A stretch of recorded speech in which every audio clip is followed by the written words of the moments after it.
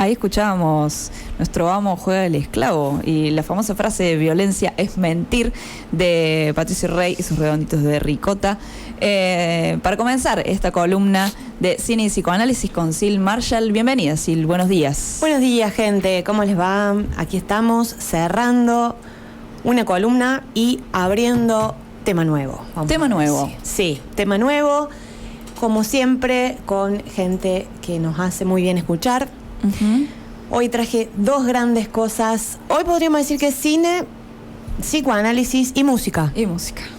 Porque en esta columna, en esta parte que se va a abrir hoy, nos va a acompañar el Indio, porque me parece que la mejor manera de terminar este año es siendo graciosos y valientes. Entonces, la mejor forma de resumir y de alentarnos a lo que se viene es seguir armando lazos, es seguir conversando y es seguir estando juntos, ¿sí?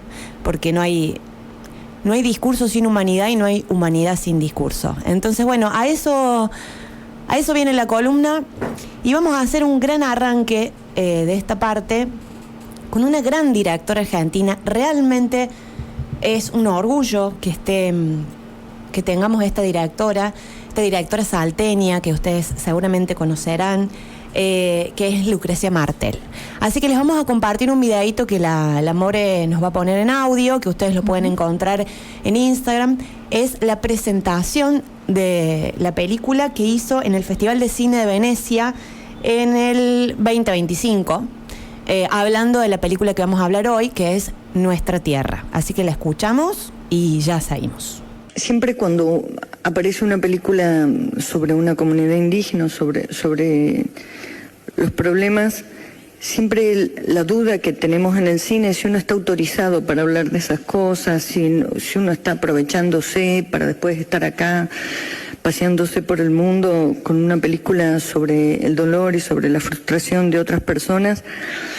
Y quiero decirles, sobre todo porque ustedes son embajadores de la palabra para los jóvenes a través de la prensa, que es indispensable que, aun asumiendo el riesgo histórico de poder equivocarse, asumiendo los riesgos políticos de todo lo que significa intentar entender el problema de un país donde uno no tiene el protagonismo, sino donde uno tiene los recursos del cine para presentarlos, es indispensable que corramos ese riesgo, que por protegernos a nosotros mismos, por proteger nuestras carreras, no dejemos de correr el riesgo histórico que es acercarse a tratar de entender a los otros y a través de los otros a nuestros países y a nosotros mismos, porque creo que el cine entró en perdón que me desvíe un poco, entró en zonas de impotencia donde las mujeres tienen que hablar de las mujeres, los hombres de los hombres, los negros de los negros, los indios de los indios,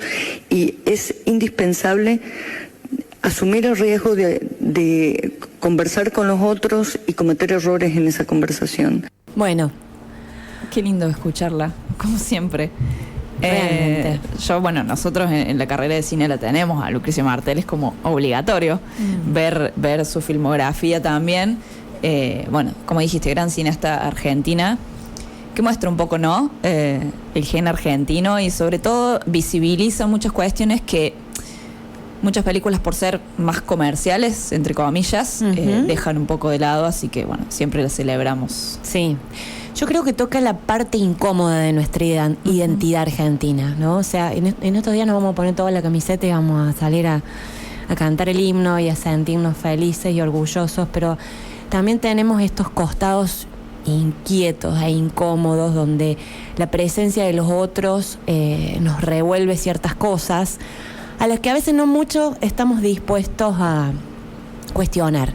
Y Lucrecia siempre se metió con este tema del drama de las clases sociales, la decadencia de la clase media burguesa acomodada, el racismo,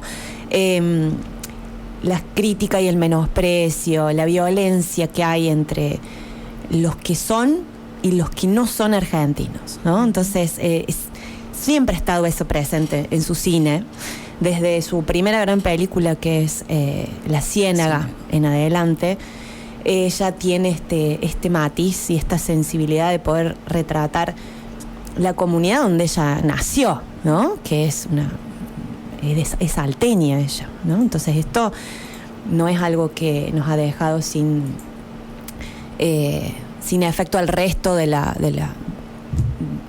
comunidades. Todos tenemos esta cuestión muy arraigada en la historia misma argentina, ¿no? O sea, ¿querés leernos, Mica, el trailer? Tengo la sinopsis acá. Dice: en 2009, un hombre y 2 cómplices intentan desalojar a los miembros de la comunidad indígena de Chuchagasta, en el norte de Argentina.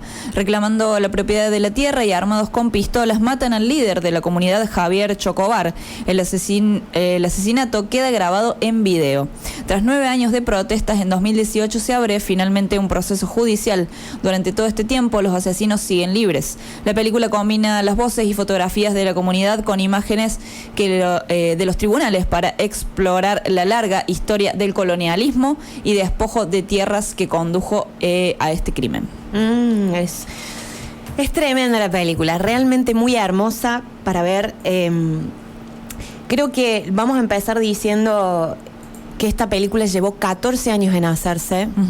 Un trabajo sumamente prolijo, ético y político de acercamiento, como decía ahí en el video, que ustedes lo están escuchando por audio, de entender a los otros a través de los otros. Ella hizo participar a la comunidad y conversó con la comunidad en términos de imágenes. Les enseñó, valorizó sus fotos, sus historias, convivió con ellos y demás. Se encuentra con este video de casualidad cuando ella estaba haciendo Sama. Este video estaba en las redes. Es un video que se puede encontrar muy fácilmente. Cuando esta persona, que es Amin, de apellido Amin, entra con 2 policías retirados, ¿no?, a este territorio a reclamar un desalojo, y se produce un asesinato, que es el asesinato de José Chocobar, ¿no? Esto sucedió en el año 2009.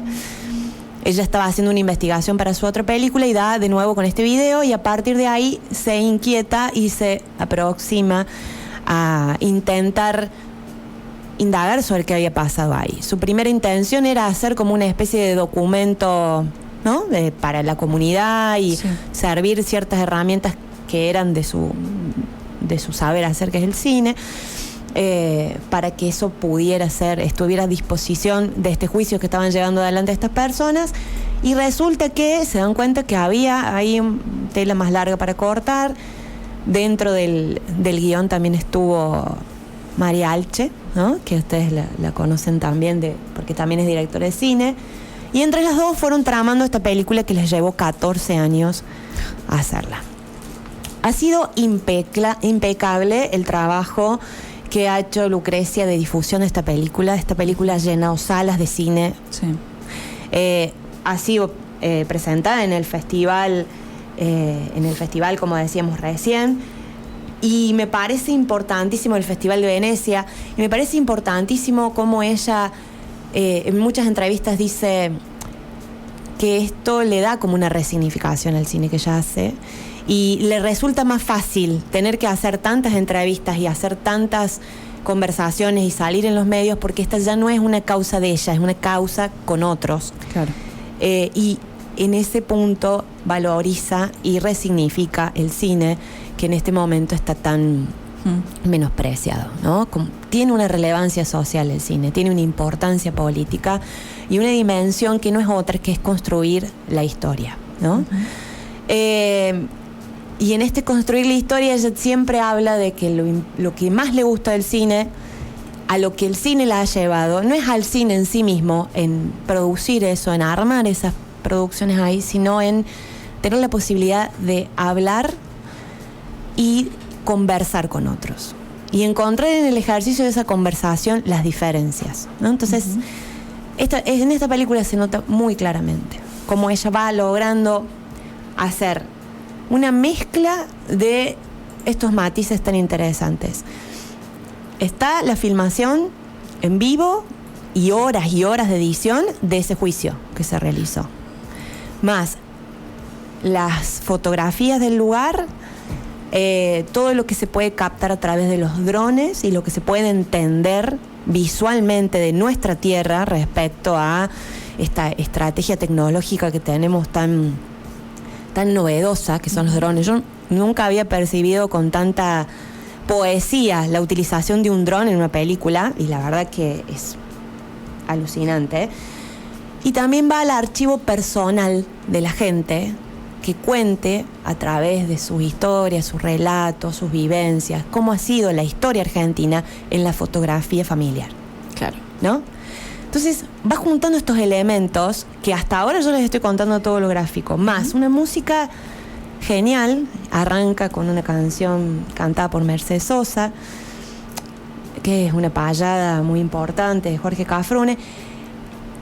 El sonido ambiente de la naturaleza, o sea, el sonido ambiente de este juicio, la dulzura con la que hablan, con la que habla esta comunidad, a contrapelo de la hostilidad, la rigidez y la indisimulable violencia con la que sucede este juicio, ¿no?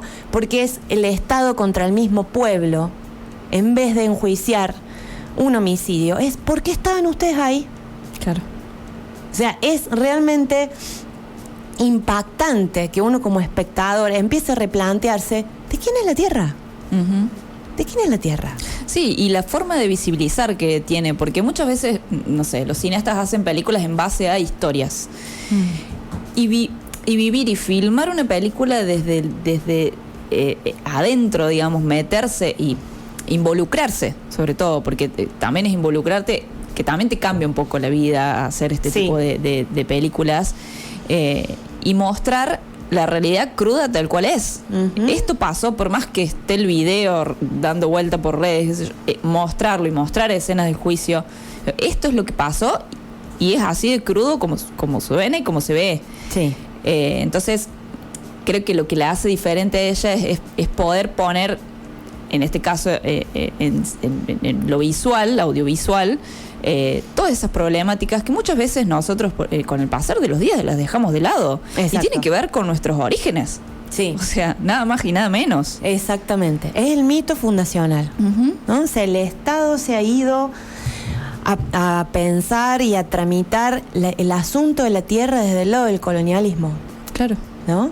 Entonces, es gente que ha vivido ahí durante generaciones enteras, ha trabajado esa tierra, ha criado, ha armado, ha tejido su historia, ha hecho una comunidad, ha tramado todo lo que significa hacer una vida en un lugar, pero no tiene un papel que diga esta tierra es mía, ¿no? Y ahí hay una cuestión que todo texto es barbarie, dice Lucrecia en alguna entrevista, ¿no? Porque el texto está escrito desde una política de Estado que es colonialista, ¿no? Claro.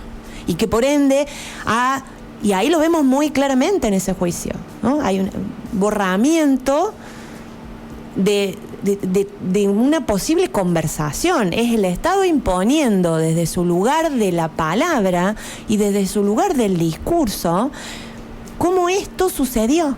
Uh-huh.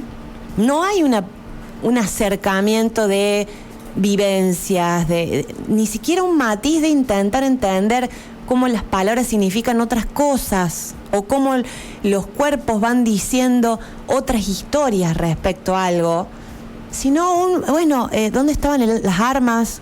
Yo que he sido formado gracias al Estado argentino en esto que es la defensa nacional, y gracias a eso una reverberación de la violencia. Uh-huh. Y un fundamento que uno lo ve como espectador y es inevitable no sentirse conmovido respecto a eso. Entonces, una película también necesaria de que veamos, necesaria que se tome también un poco esto en los coles cuando hablamos de el famoso 12 de octubre. Claro. Y además también un entramado respecto a la religión. Uh-huh. ¿No? O sea, una de las principales iglesias que ahí salen en la película, en el centro mismo de Tucumán, tiene en el cielo un fresno de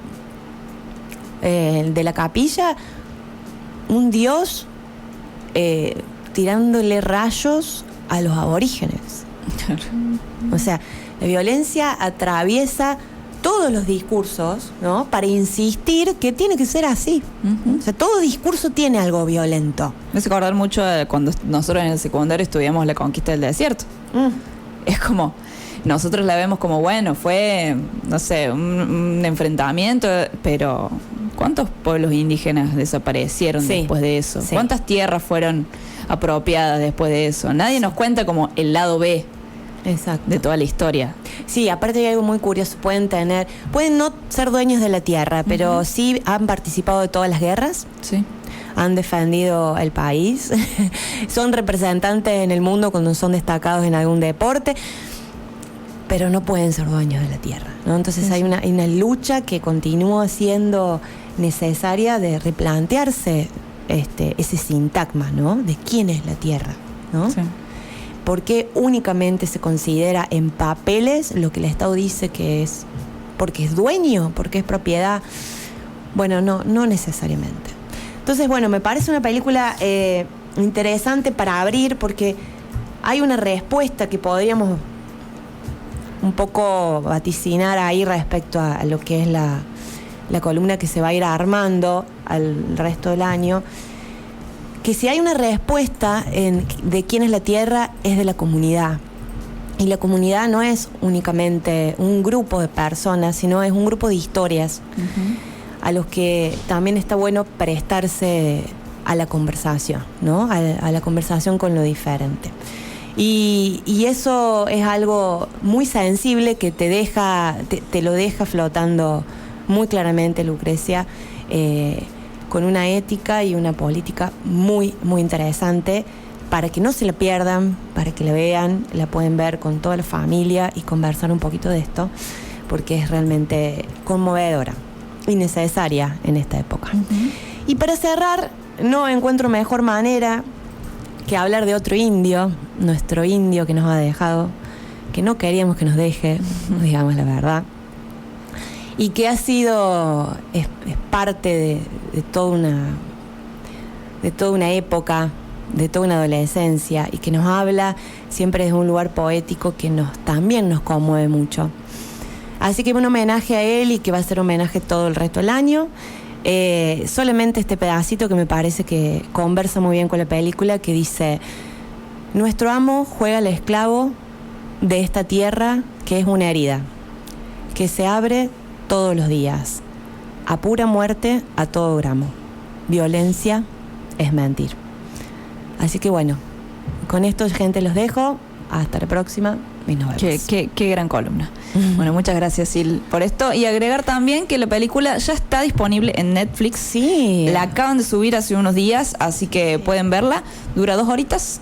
La tienen ahí completa. También agradecemos que Lucrecia la haya dejado en una plataforma tan masiva. A mí me hizo un poquito de ruido eso, pero después dije no. Hay que verla. Tenemos que verla. Entonces, esto es un aporte a la humanidad. Claro. Sí, es un aporte a nuestra identidad argentina. Así que, gente, véanla. A disfrutarlo el finde. Así es.